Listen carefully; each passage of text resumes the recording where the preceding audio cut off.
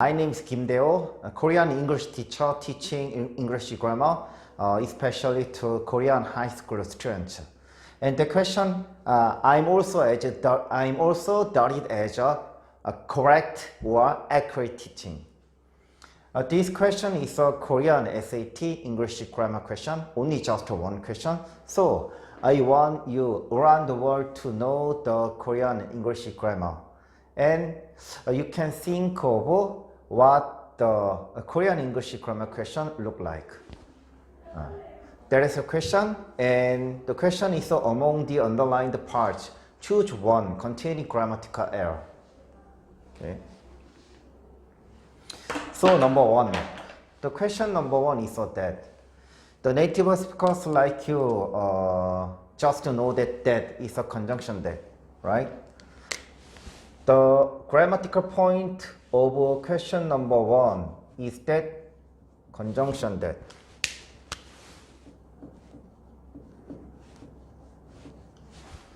The clause led by the conjunction that should be complete sentences.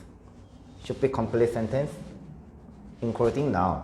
Because the role of the conjunction that is just connecting one clause to another clause. That's all. So the clause led by the conjunction that should be complete, including noun. As you can see, so the grammatical point is like this.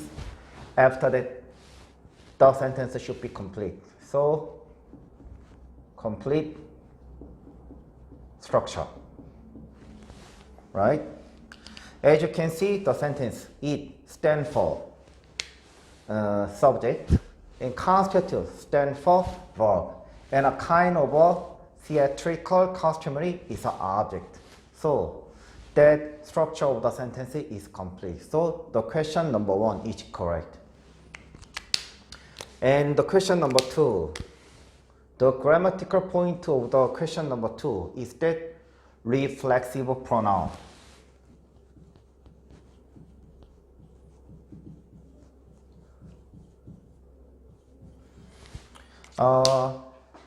We just usually when we usually see them, we can think in three ways. When the noun mentioned earlier is plural, we put them. When the noun mentioned earlier is a singular, it. And also, when we see that the agent of the present is equal to object, we have to change object to reflexive pronouns, so themselves. I'm going to explain again.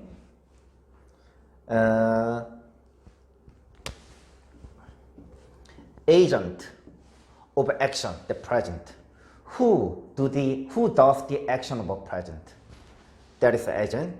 Agent is a people. And object. What is the object? Object is the thing that receives action. So who receives action? People.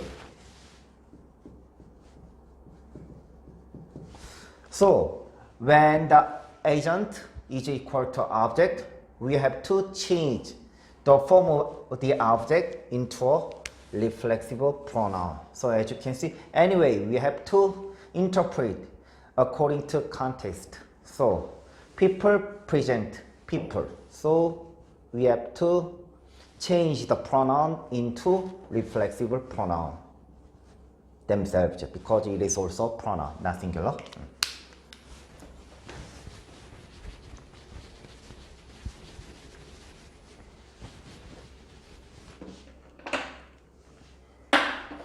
And number three, the question number three, the grammatical point of the question number three is that whether you know the real verb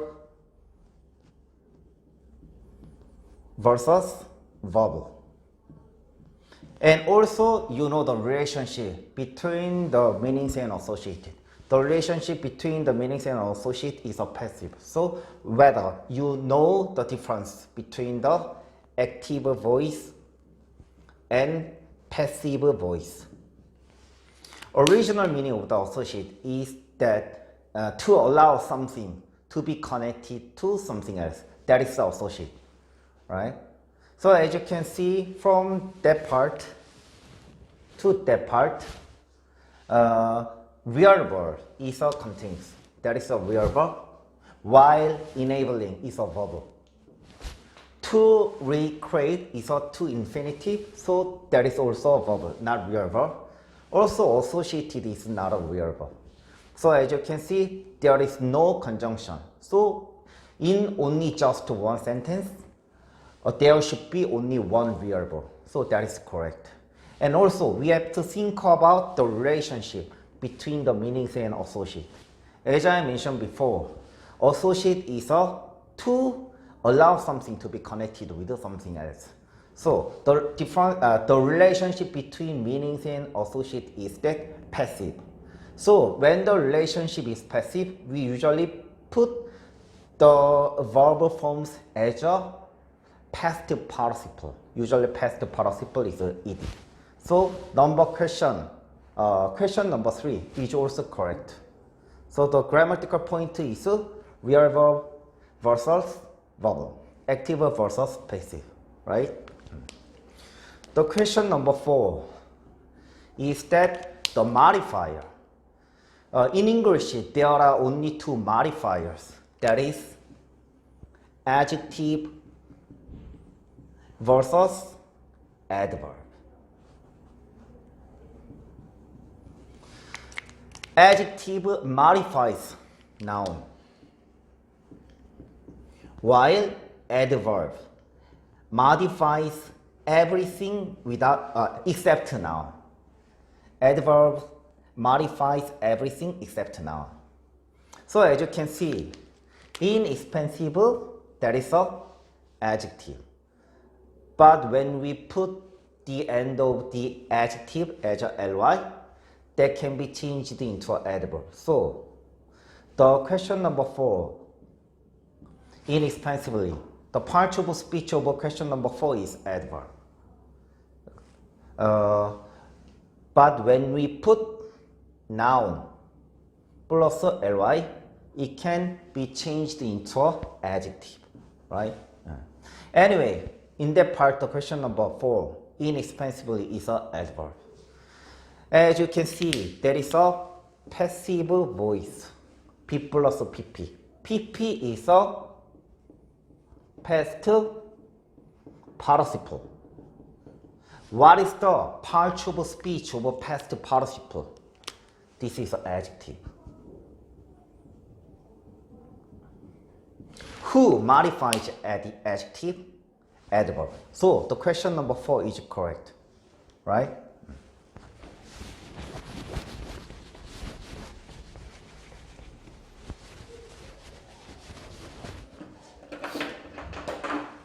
And question number 5 is participial construction.